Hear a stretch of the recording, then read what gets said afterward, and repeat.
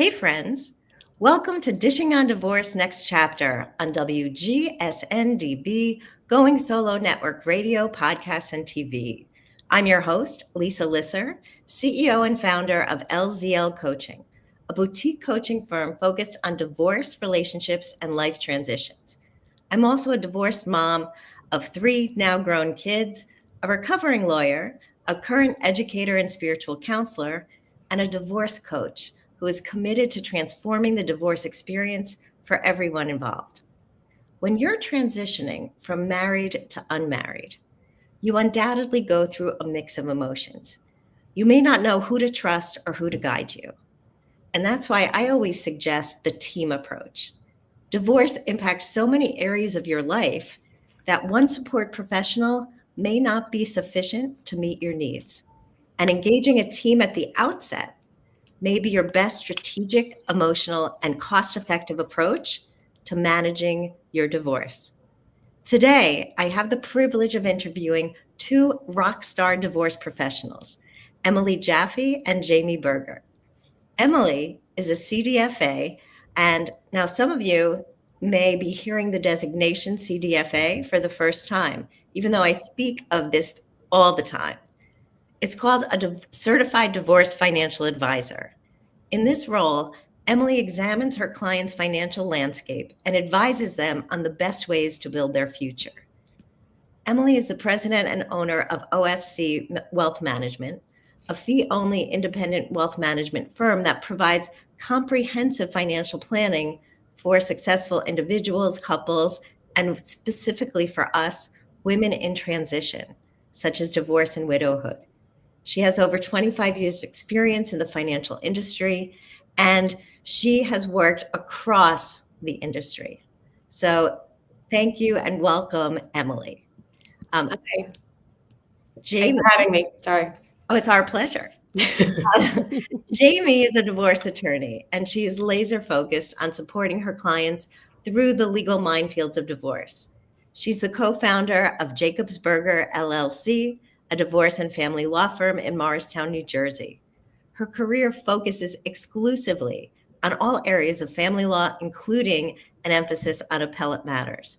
She's a New Jersey qualified mediator, and her firm's core value is taking divorce from distress to de-stressed.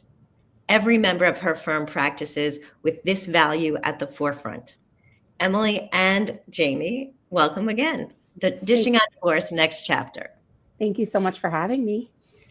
So I want to start by saying I met you both at the very beginning 2 years ago when I had placed an advertisement about what I do in the Short Hills Work Moms listserv.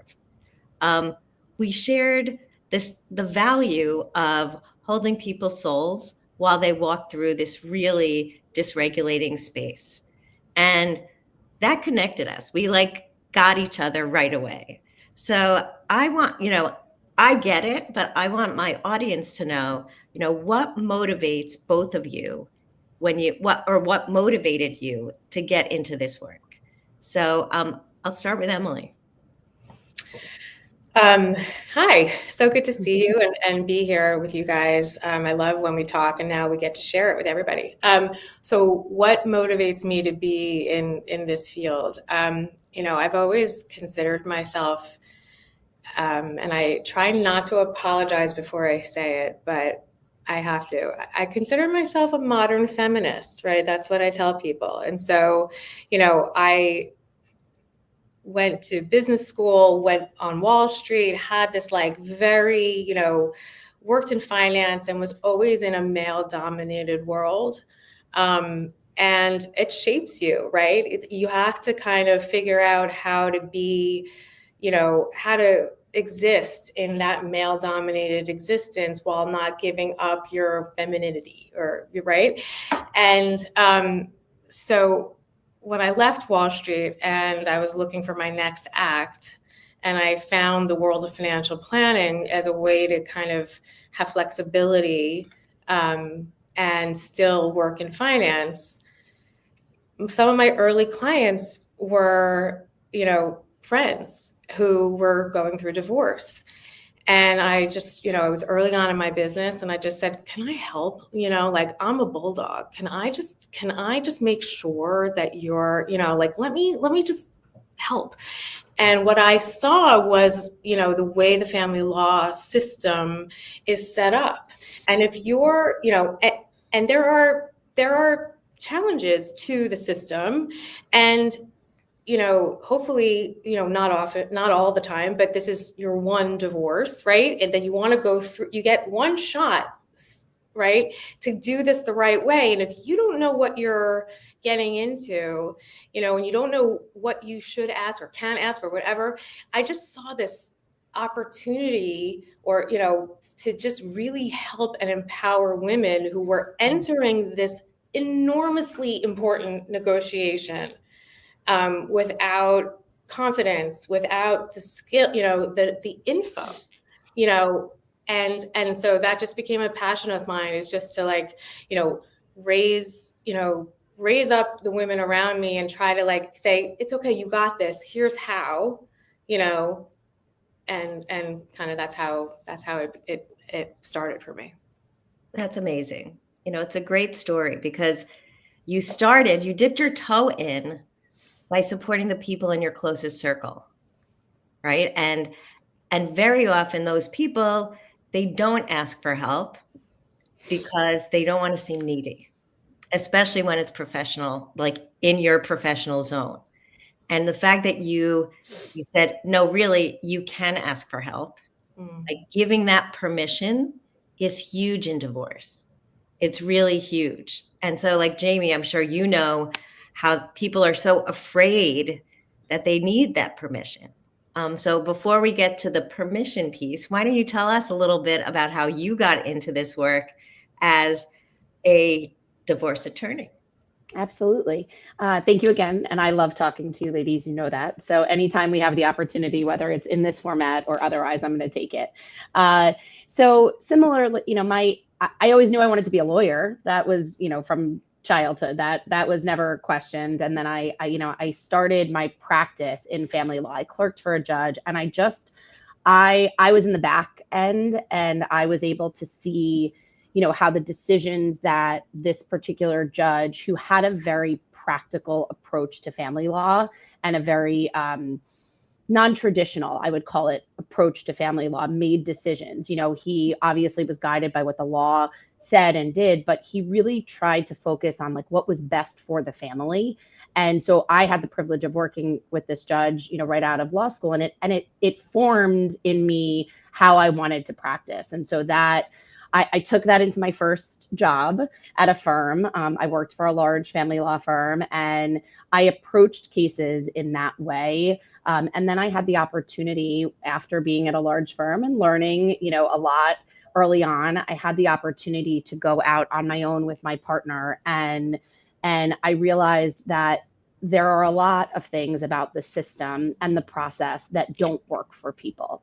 It doesn't work for the individual family. And, sometimes as attorneys, we're just going down this path. And unless we stop and talk about what is good for the particular people that we are encountering, and what works for them and what doesn't, and what are their goals and what are their objectives, and how do we get them to a place where they can meet those goals and objectives and set them up to be empowered. And that is one of the core values of my firm, both internally and externally with our clients. It's empowerment.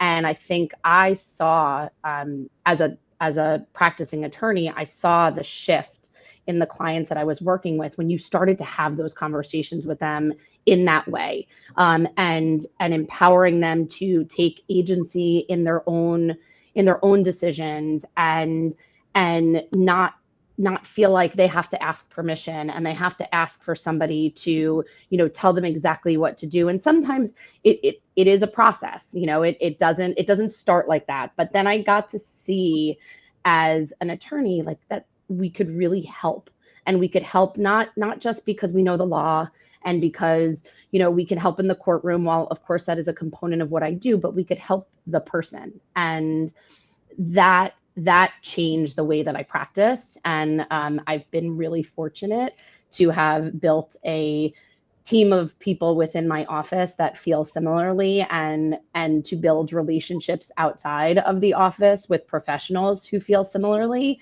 And so that's really what motivates me to do what I do. That's amazing. And the key word between both of you and my mission as well is empowerment. That the people who are our clients come in at perhaps the most vulnerable space that they've ever been in before. And they may be really high performing in every other area of their life. And then this thing that was supposed to last forever just fell apart. And so that hits you at your core, and you don't feel power. You just feel sad and scared and alone. And finding the professionals who help you out of that is important. And it's hard to find because people get mixed messages, right? When people say, go find your shark because your ex is this and it's going to be high conflict, sharks can be very attractive in theory, but it really just keeps the fight going. Yeah. Absolutely. Yeah, that's why I love the concept of the three of us, right? Or the three-legged stool of each of our specialties or whatever, because you can't,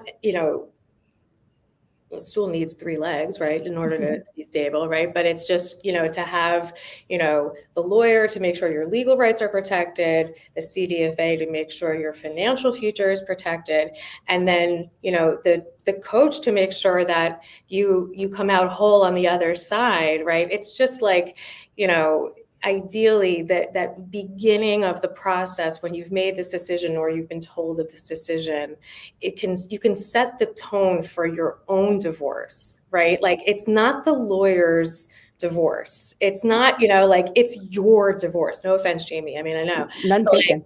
I love you, but, and that's the thing to tell people in the very, very beginning that like, you get to write this, like, this is your story, not, not the Facebook group, not the da-da-da-da, like all of that's helpful in terms of opening your eyes, but like build your teams, anyway. Yeah. And can I just say, like, I tell people that this is not my divorce. This is not, and I think just that little message early on that I always like agency and decision making, like this, you get to decide. I will advise you. I will give you a roadmap. We will talk about options. We'll do the cost benefit analysis. We will do it all. But at the end of the day, it's your decision.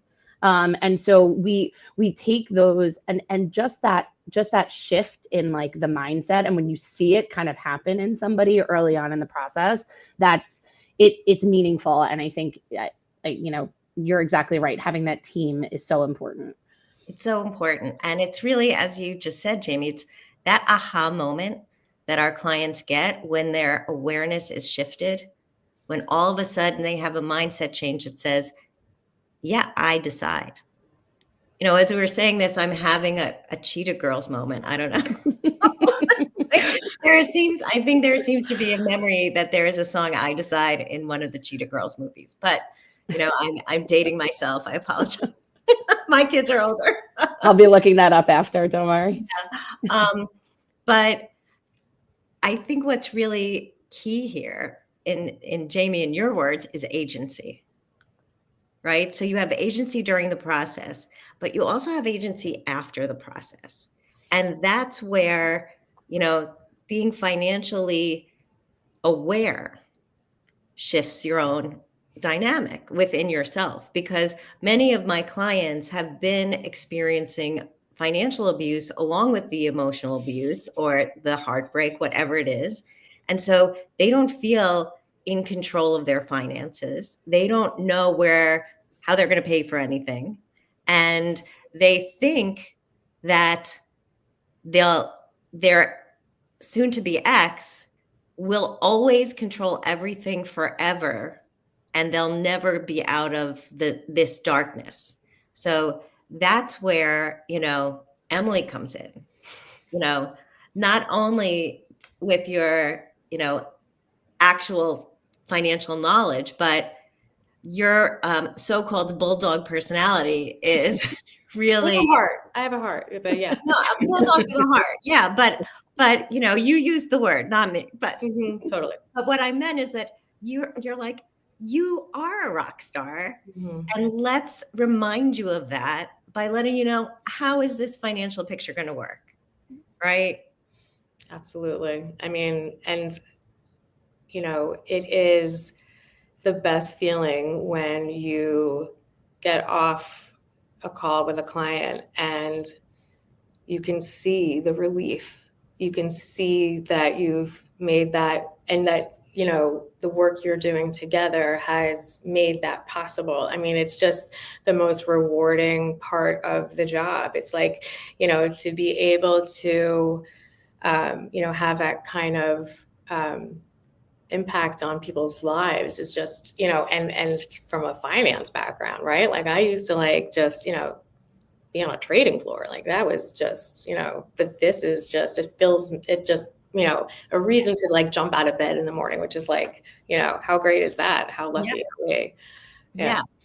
And the other thing I noticed is that both of you had job shifts that directed you toward your own power, right? So, you know, Jamie, you were working in a firm and you know, you learned what you learned, but you took a risk in opening your own practice.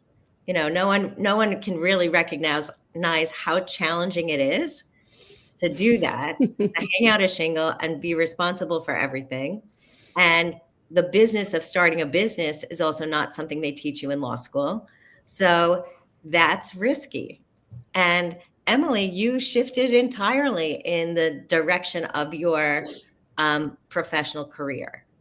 So how does your story impact your clients when you're letting them know that this is not the end of everything? It's actually the beginning.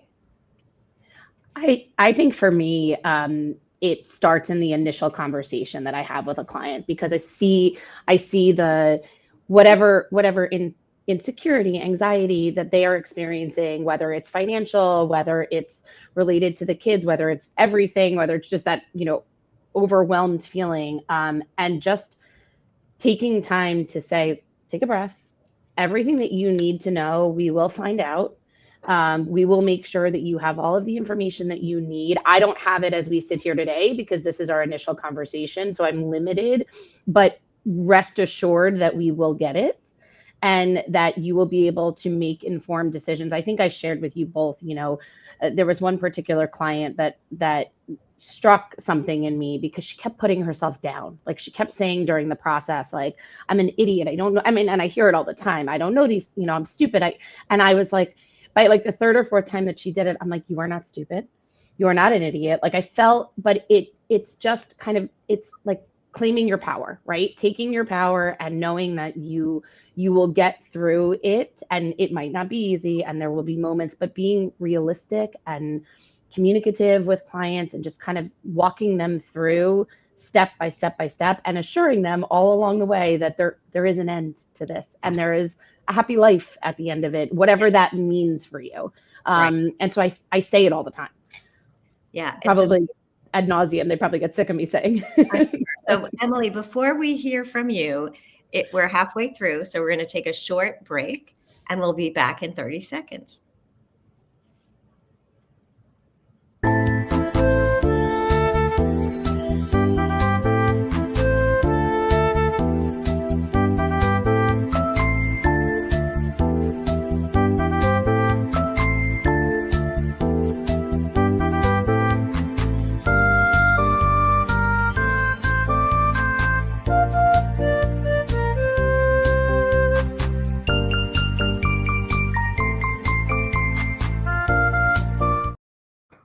And we're back with Jacobs Berger and Emily Jaffe. So we were talking about how does our own life story, where we pivoted at a moment in time of transition, impact how we relate to our clients. Well, I mean, I walked away from, a career on Wall Street, right? Because my kids needed me. And, when you're a dual income household where both are, in the finance world, it's almost, it's akin to divorce in that, you're going from 2 to 1, right? And you've got to learn how to rejigger the household on one income as opposed to the two. So while, and I actually haven't really thought about it this way, but it took time to kind of dig in myself, right? Because when, you're earning yourself, right? It's okay. Yeah, get that, buy that, do that. Kids want to go to camp? Sure. That kind of thing. You have to kind of, okay, we've got to now figure this out. And I think that I tell this to my clients, the hardest part is that getting started is facing and looking at it, right? But once you look at it and and you see what's going on, you can come up with a plan to get whatever you want. If you want to design a life for yourself where you vacation, whatever it is, we can make that happen no matter what the numbers are. You just have to prioritize and take a look at it. So I think for me, that must have influenced, in terms of my discussions with my clients, is to say everything will work out. We just need to take a look and dig in. And then, it's less overwhelming. It's less overwhelming. And that's really what we're all trying to do, is to reduce the overwhelm for our clients, because this is the most dysregulating experience that they may have ever had. And when you say that it takes time, you have to shift when you recognize that there's a difference. All of a sudden, things are different. So it takes time. What is my story? And what do I want my story to be? And like Jamie, you talk about asking questions like, what's going on with you? What do you need? What do you want? How can I get you the kind of results that will work for your family in your specific unique divorce? And Emily, you look at people's financial pictures and say, okay, there's a lot here, and we're going to try to find all of the pieces so that you can build the life you want. And the life you want is going to be different than the life you had. That's a big thing that people don't always appreciate. That what they had may be what they thought they wanted, but there was something in that puzzle that didn't fit.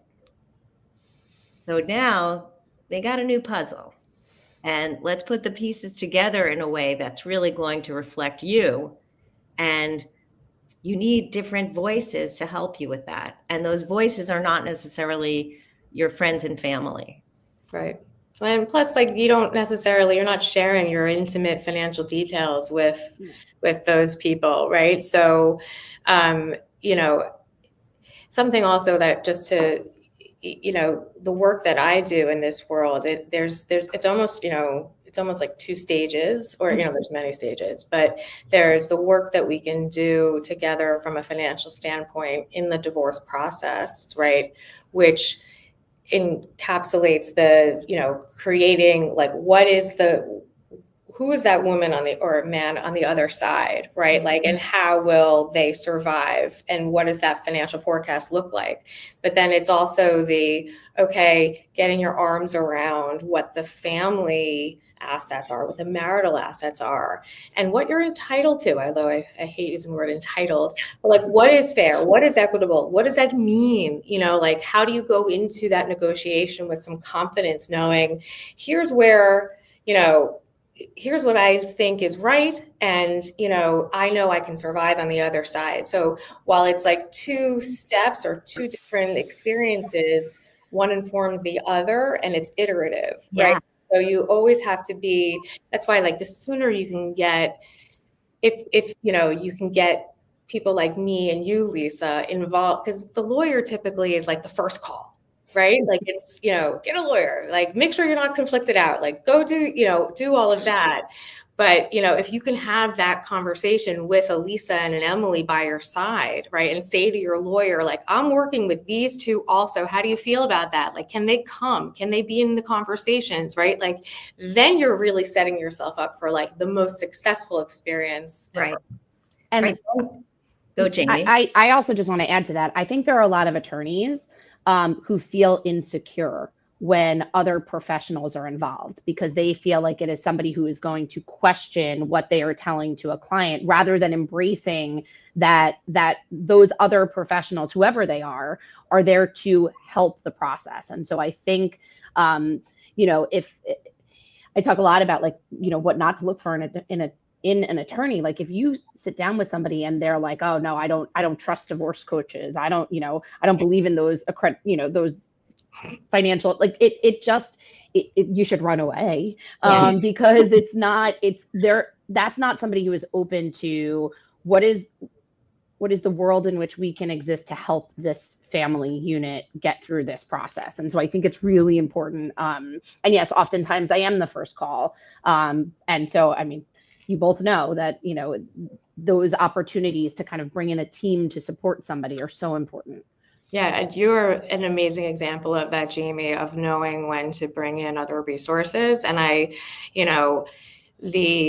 what you said is so, from what I've seen out there in terms of, the different types of attorneys and that insecurity that I've seen, it really, it's not serving you, like you're the client, right?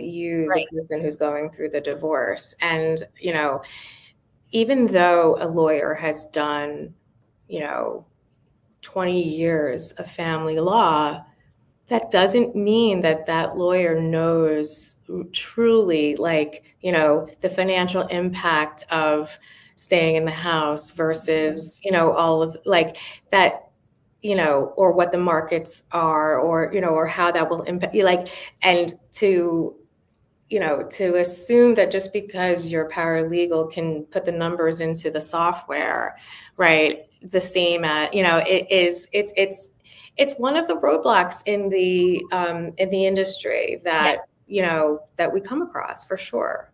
Definitely. And part of what I face with my clients is the fear of hiring more professionals, right? Because there's so much fear surrounding money, especially at the beginning of the divorce process. So my words to them are, you need to really know what you have in order to negotiate. And, Emily, you've used the word negotiate several times. And what rings in my head is this fear of negotiation. Right? People are afraid in their divorce to negotiate. They may have been in a relationship where one person always said, no, this is the way it is. And they don't know that they have a voice. And they're at their most fragile at this moment that they have to negotiate their life. So having some confidence behind that with the financial knowledge, they need that education.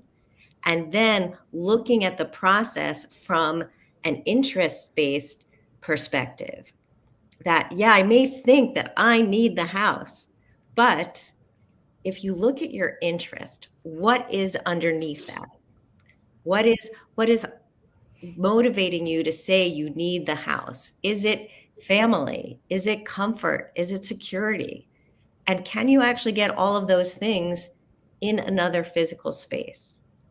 So, well, that's where you come in, right? I mean, it's just so beautiful. And then like the partnership of you and, where I would come in is to say like, well, here's what's possible. Here's what it looks like if you sold, and then you could downsize and you could, exactly. And then so much else opens up for you, right?